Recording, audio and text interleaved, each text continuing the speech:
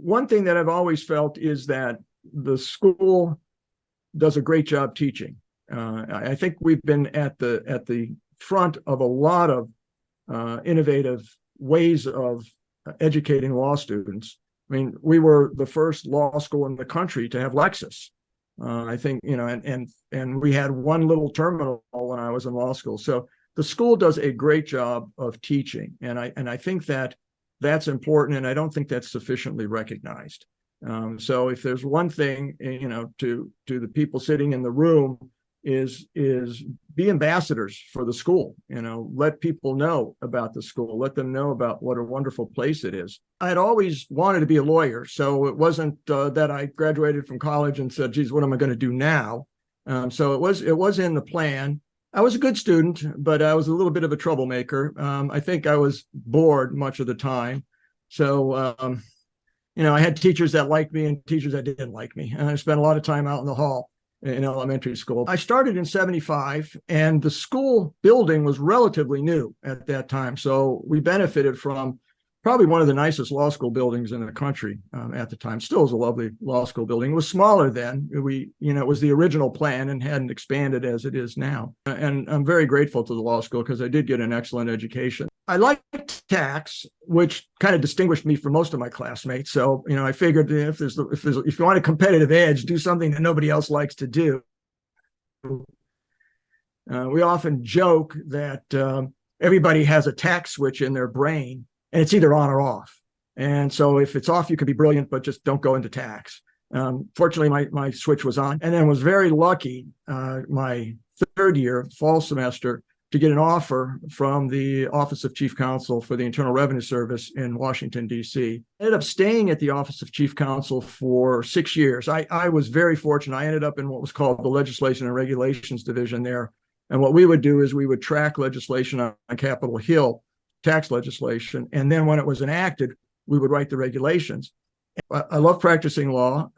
I've liked most of the law firms I'm with, but because of various circumstances, often things you have absolutely no control over, life changes, and you end up somewhere else. You can now expect, I think, any lawyer to make a few moves within your career because that's just the way the market is these days.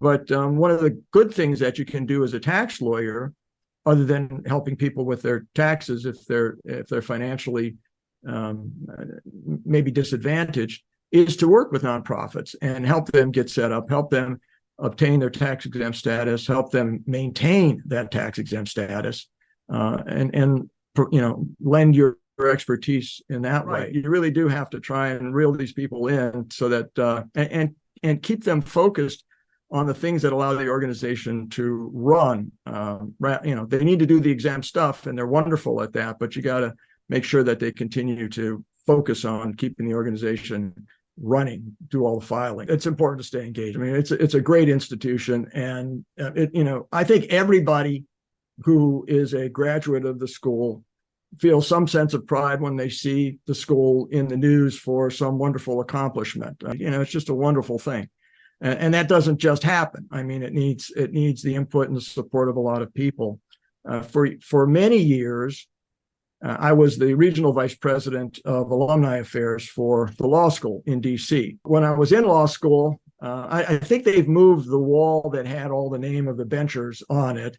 And of course, it was a little while ago, so that list has grown quite a bit. But you would look on that list and I guess just sort of wonder, what did all these people do? I've now looked at that list, and of course, I see a number of people on it. There are some of my classmates on it. There are other people that I know, and for those of the people that I know, they're not all lawyers in private practice. They're obviously all lawyers, all graduates, but they've done some other very, very interesting things. And of course, there are some people on that are in the Society of Benchers that did not go to the law school, and that's a way to honor people in the community as well.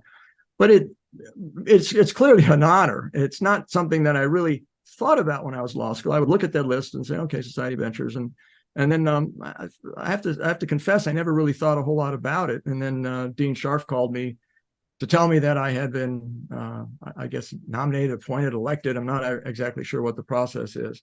And I was surprised because it just wasn't something that I had been thinking about. But it's a great honor. And you don't have to do academically well to be successful in your career. I'm not suggesting that at all. But when you look at just the people in my class, the things that they've done, where they've gone, Case makes its imprint out there. And it's not just in the Cleveland area, it's throughout the country. And it's always exciting to run into a Case graduate you didn't know, and they're doing something wonderful.